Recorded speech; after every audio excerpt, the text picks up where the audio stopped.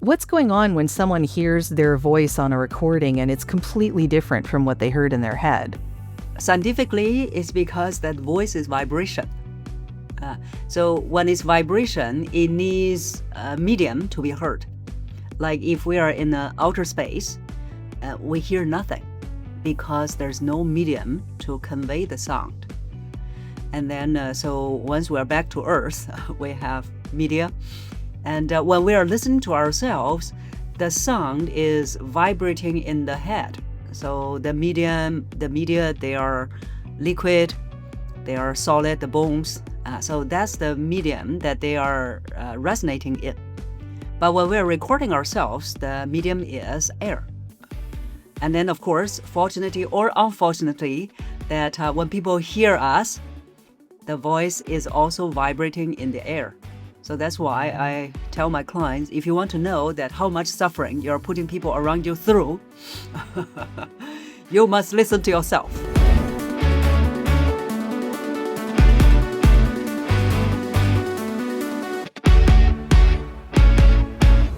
Gravitas is one of the ones that you've mentioned before.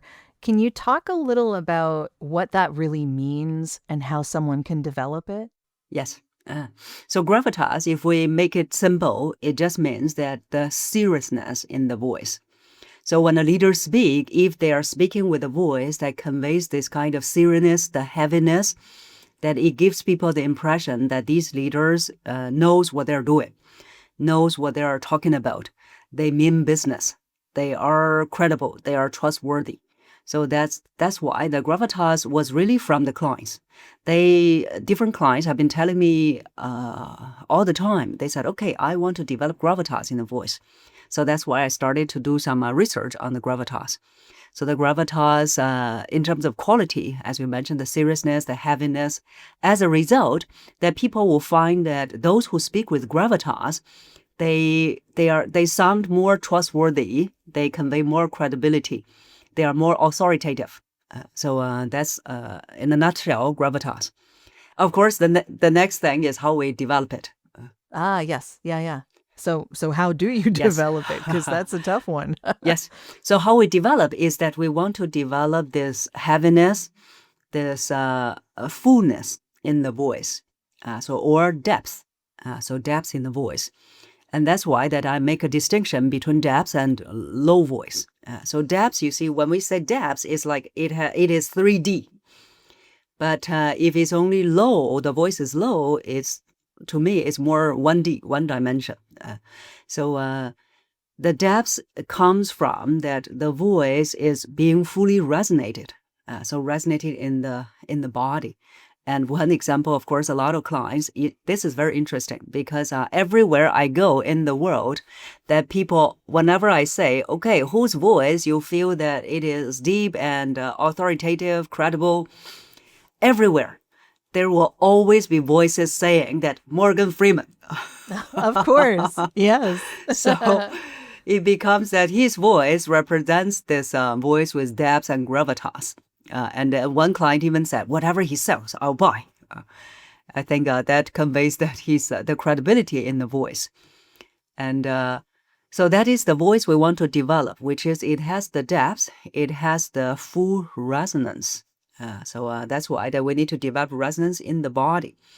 And of course, this has been the voice that our listeners, all viewers have been hearing. And this is the voice that doesn't have gravitas or depth. So I'm sure that people can hear the difference. So this voice becomes thinner. And so that will be the difference that we develop.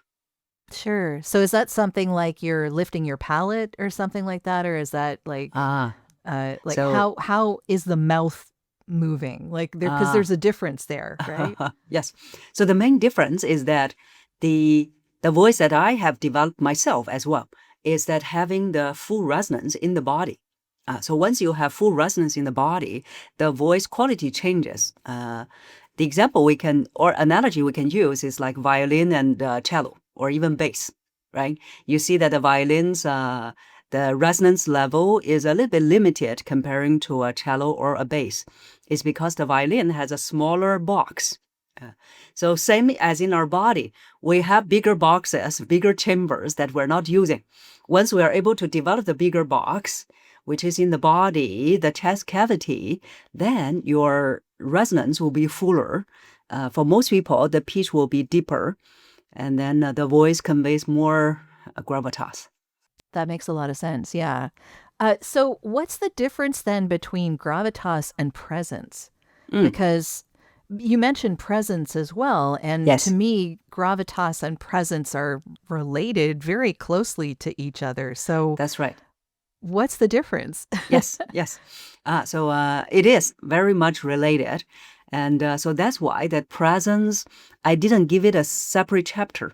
So presence, I put it under two different chapters. One is under gravitas. So because gravitas, once you have the gravitas, it does project presence as well. So that's why that's one. Then the other thing is that the presence, a little bit different from gravitas, is that the presence has the emotional expression. So that's why the presence, I mentioned it again in the chapter on emotion. Because presence, you will notice that the leaders who have presence, they may not even speak yet. You can feel the charisma in the leader already. So that's why the charisma, part of the charisma is from the emotional expression. If a leader always speaks with one tone, there's no charisma.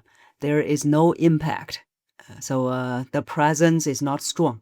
So that's why that on top of the gravitas, the leaders will also need to have appropriate emotions when they're speaking so that they can really make a stronger impact. Yeah, that makes a lot of sense. Also, and I've spoken with other people about this as well. A lot of people use silence Mm. to get people to lean in or to give what they just spoke about a bit of room. When someone is doing a speech, when they're actually speaking to people, how do you suggest that they use silence? Okay. So silence or a pause. A pause, Yes. yeah. So Or space. yes, yes. Yeah. Because we know actually the beauty of space. Because if you keep on speaking, after a while, the mind is too full. So the reason that we are giving the space, one is that after you have spoken, you want people to digest and reflect. Because as we learn, the way we learn is that we are listening to what this person is speaking, and then after that, we bring that back to reflect on our own lives. And then we can decide that whether we are going to do something about this learning.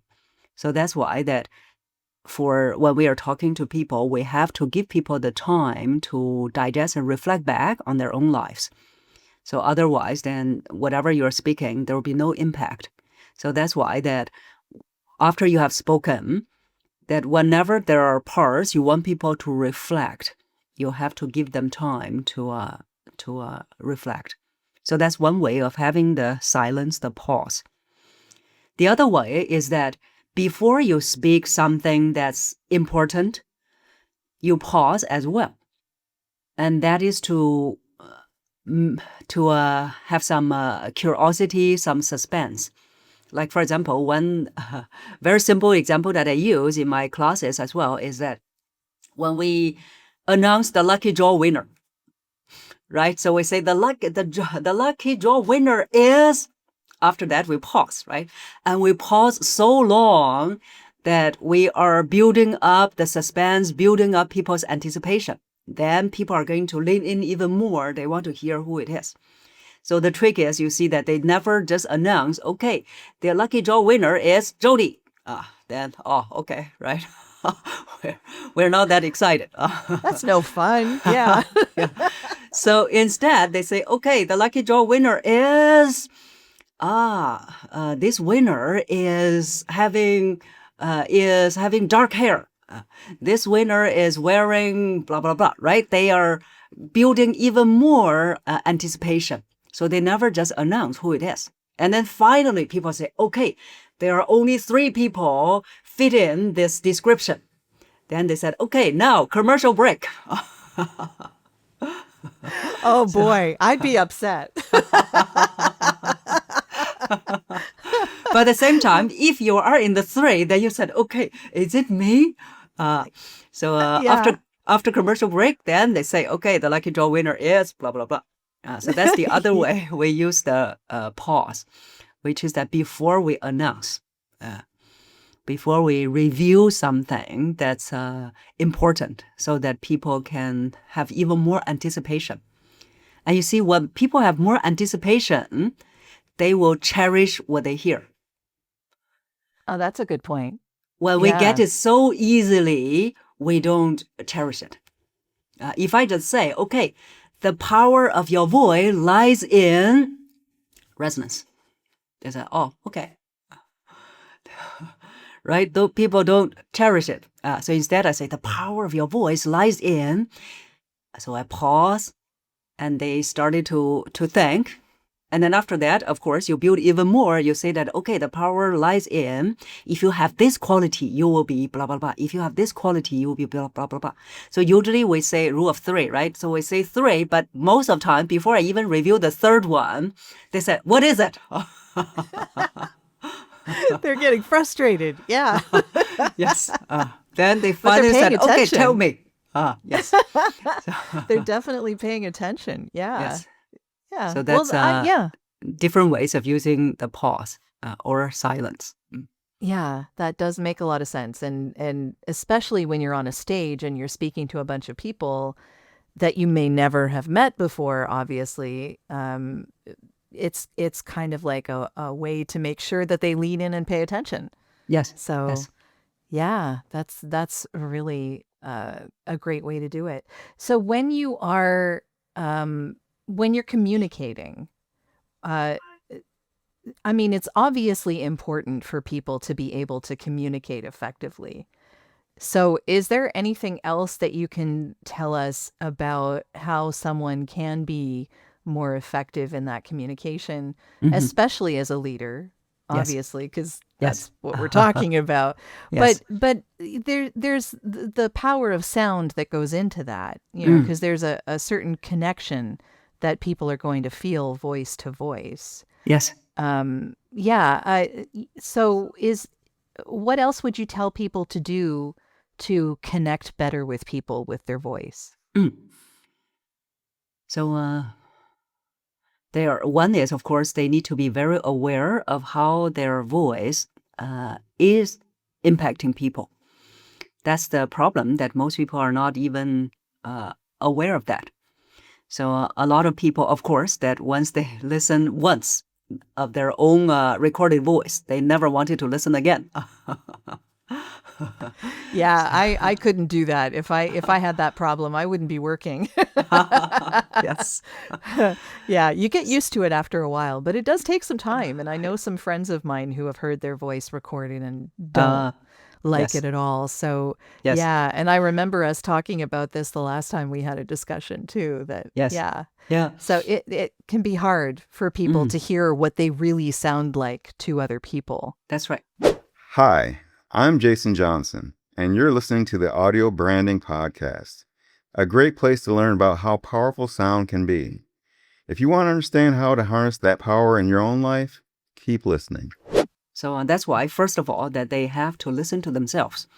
And then once they record it, they are also going to look at their own voices in 4 ways, or minimum 3 ways. That because a lot of people just listen to their voice, oh, I don't like it. It doesn't sound the same as I'm hearing in my head. That's all. But they never thought about, okay, how is it exactly impacting people? For example, first of all, physical impact. That for you probably as well, that because we are in the work of doing sound, voice, that I am very sensitive to people's voice. So people's voice has a very strong physical impact on me. So that's why sometimes if I hear voice that really needs improvement, I can feel either it's sometimes giving me the feeling like boom, boom, boom, boom, is on my chest, this kind of feeling, or it's just not very pleasant. Of course, there are also pleasant examples. So the first one is people have to know that how is their voice when they listen affect people physically. either give people goosebumps or make people relax. So 2 is, how is your voice affecting people mentally? Is your voice making people nervous or relaxed? So we know that, for example, when the pace is too fast, it doesn't make people relax. It makes people feel very tense. So that's one example. So physically, mentally, and of course, emotionally. So as I was sharing earlier, that whenever I hear some voice, it's almost like my mom's voice. It gives me the feeling that it's very relaxed. There is some nurturing as well. So that's why you see that the emotional impact that your voice have on other people. So these are at least the 3 aspects that people need to think about. And then, of course, the first one is behaviorally. So how is your voice affecting people behaviorally? Like some clients, they have monotone. Then the behavior is, they said, I don't know why. What I'm saying is so important, but they are yawning. So the yawn is the behavior, where that your voice makes people yawn.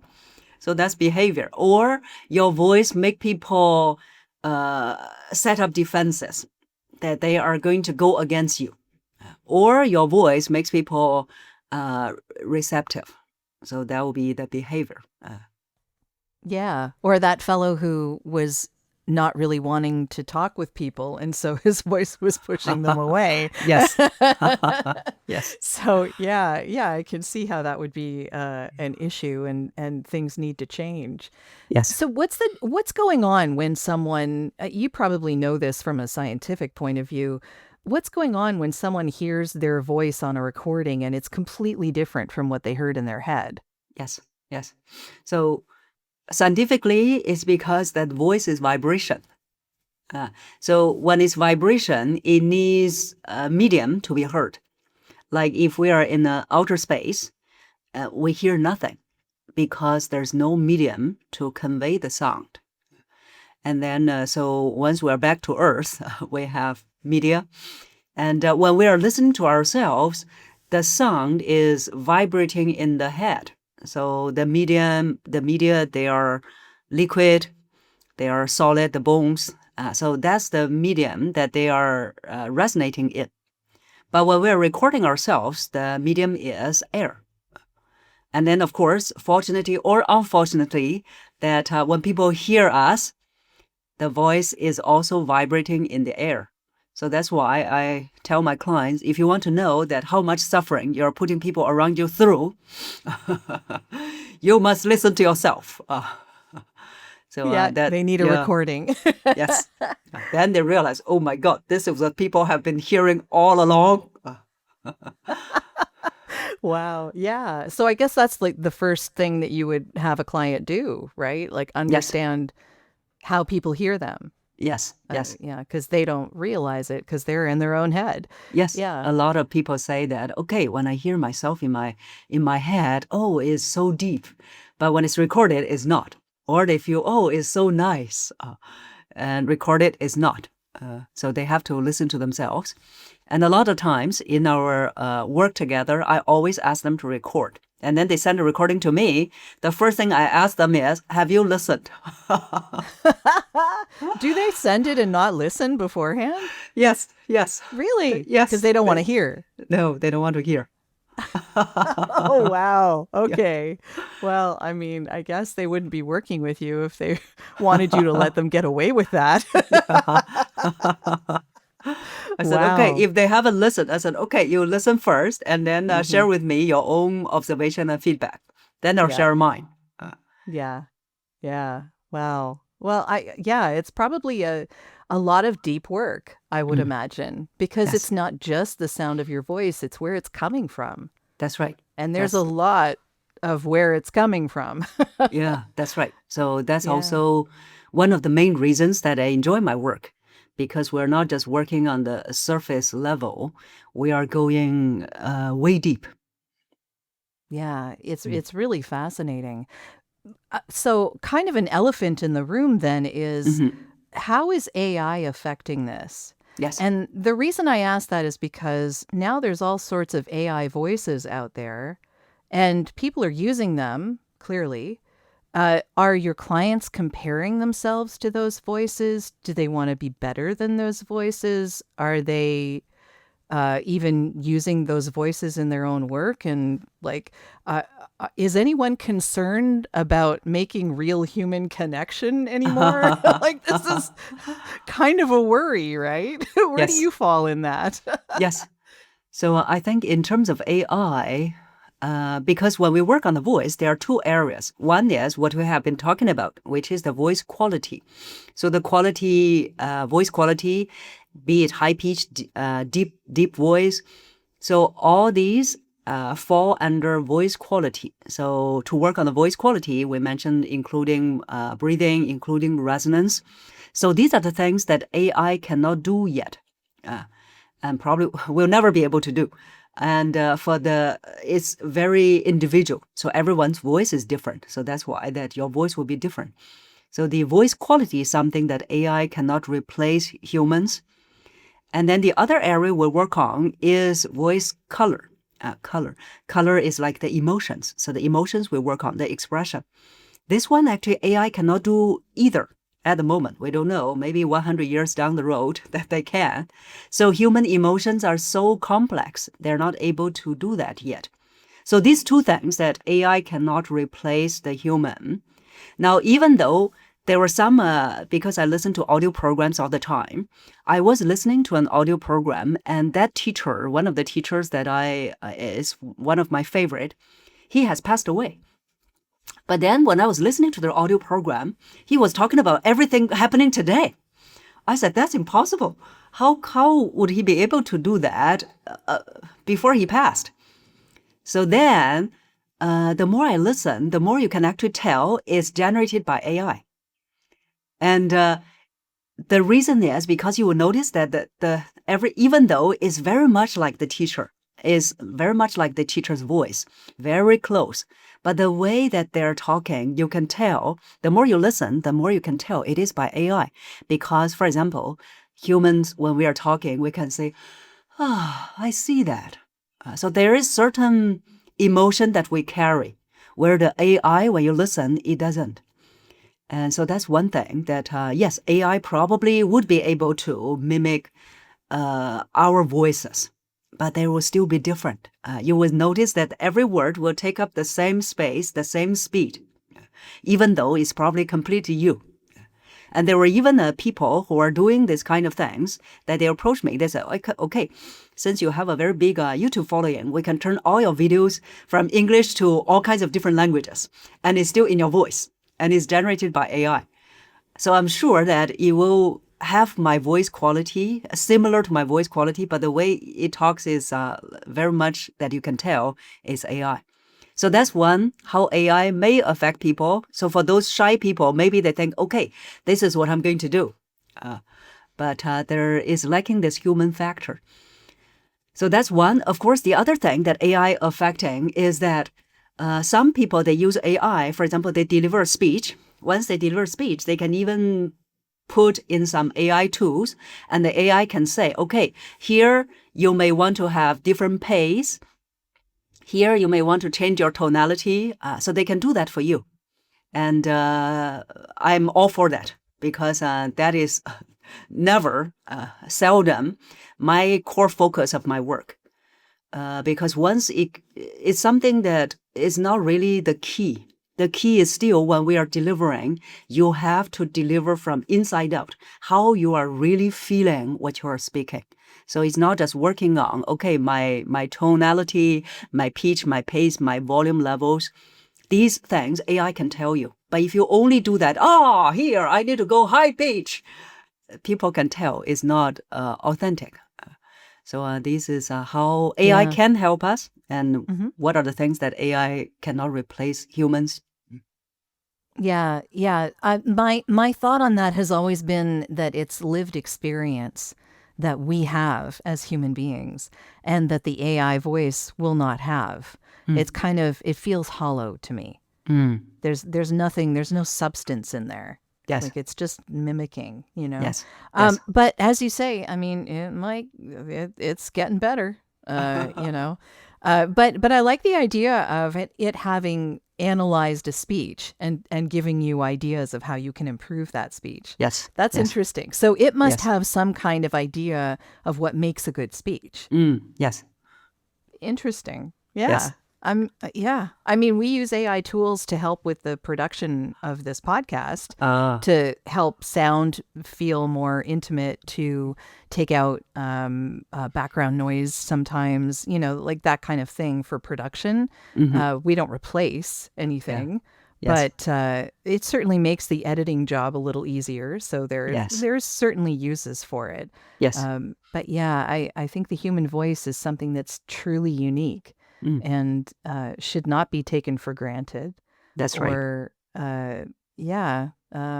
or made to feel like it isn't important, because it is important. That's how we relate to each other. Yes. Yes. How we relate to each Yeah. other, how we express ourselves. Yes, exactly. Yeah. So we're coming to the end here, but I wanted to ask you how people can find your book and how they can get in touch with you in case they would like some lessons, because clearly you know what you're doing. Sure. Yes. I'm glad at least I left that impression. Yes. Yeah. It's fascinating stuff. Yeah. Yes. So the book is the website. We have a dedicated website for the book. They can just go to developyourleadershipvoice.com to find out more about the book, and then also the link to buy on the publisher site. So developyourleadershipvoice.com. And then to connect with me, they can go to LinkedIn, YouTube, and Instagram. They can just go to these sites, these social media platforms, to search Cynthia Voice Coach. They should be able to find me. And then I think it's even if they don't do work with me immediately, but at least I hope that this opens up some window to them where they realize, okay, the voice that I was born with can be changed. And also on all these social media platforms that I constantly share different ideas, different tips. Especially, for example, on YouTube, we have, I think, close to 300 videos to at least fantastic. to at least give them a good start to explore more on the power of the human voice. Yeah. And it is an important power that people need to pay attention and yeah, should be working on. Yes. Yeah. Well, thank you so much, Cynthia. This was great. And I loved catching up with you again after so long. Yes. And I wish you every success with your new book. It looks like it's a fantastic read and very useful for people. So Yes. thank you very much. Sure. Thank you for having me again. Well, that's the end of this episode. Thanks for listening. And if you like what you heard, why not tell a friend about this podcast? It's available in all the usual locations. Until next time.